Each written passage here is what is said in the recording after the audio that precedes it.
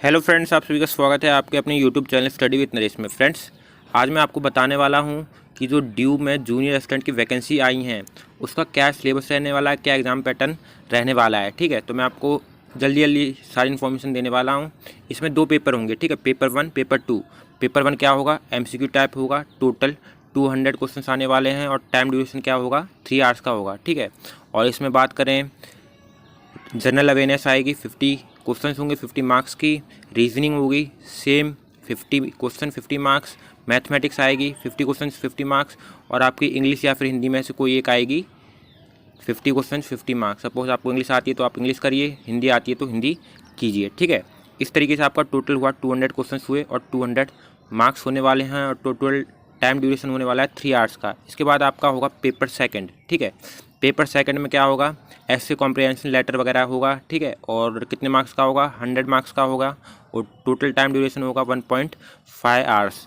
ये 2 पेपर हो गए आपके। इसके बाद होगा आपका स्किल टेस्ट। ठीक है, स्किल टेस्ट में क्या होने वाला है, अगर आपको इंग्लिश की टाइपिंग आती है तो इंग्लिश की टाइपिंग के लिए आपको 35 वर्ड पर मिनट की इंग्लिश की टाइपिंग आनी चाहिए। अगर आपको हिंदी की टाइपिंग आती है तो हिंदी के लिए आपको 30 वर्ड पर मिनट की टाइपिंग आनी चाहिए। तो ये हो गया आपका।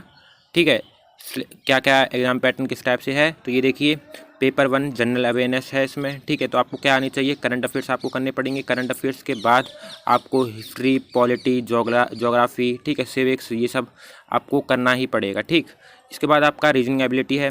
रीजनिंग एबिलिटी में आप नॉर्मली जो रीजन करते हो वो सारा करना पड़ेगा। मैथमेटिक्स में देखिए, मैथमेटिक्स में आपको क्या करना पड़ेगा, मैथमेटिक्स में आपको अरिथमेटिक मैथ करनी पड़ेगी सारी। ठीक है, इसमें एडवांस मैथ नहीं है तो आपको अरिथमेटिक मैथ करनी पड़ेगी। ठीक है, इंग्लिश की बात करें तो इंग्लिश में देखिए क्या होगा, इंग्लिश या फिर हिंदी सपोज जो आपको आती हो वो। ठीक है, तो grammar rule, sentence, synonyms, antonyms, ठीक है, करेक्ट यूसेज वगैरह ये सब होने वाला है।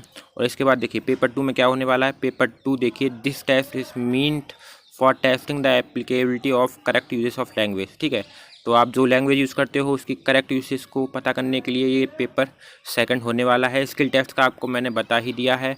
और ये देखिए आपका मेरिट कैसे बनेगी, ये देखिए, the question paper should be bilingual and the applicant will have the option to respond either in the language. ठीक है, तो दोनों लैंग्वेज में क्वेश्चन पेपर आने वाला है, हिंदी और इंग्लिश में।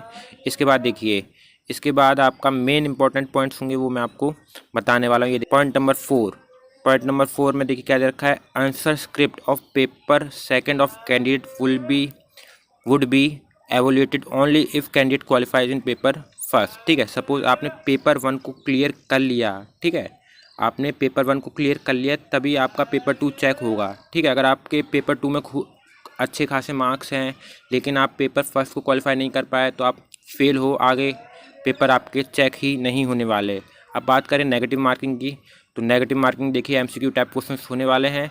तो इसमें नेगेटिव मार्किंग कितनी है, 1/4 की है। ठीक है, 0.25 की नेगेटिव मार्किंग है। सही क्वेश्चन करने पे आपको 1 नंबर मिलेगा, आपको अगर गलत किया तो 0.25 की नेगेटिव मार्किंग हो जाएगी आपके साथ। ठीक है, इसके बाद देखिए क्या रखा है, मेरिट कैसे बनेगी, merit shall be drawn only for candidates who qualify paper first and paper second and third separately. The merit list should be drawn on the basis of combined score of paper first and paper second only. ठीक है, तो इसके बाद देखिए merit कैसे बनेगी, बहुत important है। अगर किसी कैंडिडेट ने फर्स्ट सेकंड पेपर, ठीक है, और स्किल टेस्ट क्वालिफाई कर लिया तो उसकी मेरिट बनेगी आपकी पेपर फर्स्ट के बेस पे और पेपर सेकंड के। ठीक है, पेपर फर्स्ट और पेपर सेकंड को मिला के आपकी मेरिट बनेगी फाइनल। ठीक है, जिसमें जिस कैंडिडेट्स के ज़्यादा मार्क्स होंगे इन दोनों में कंबाइन करके वो कैंडिडेट सेलेक्ट हो जाएंगे।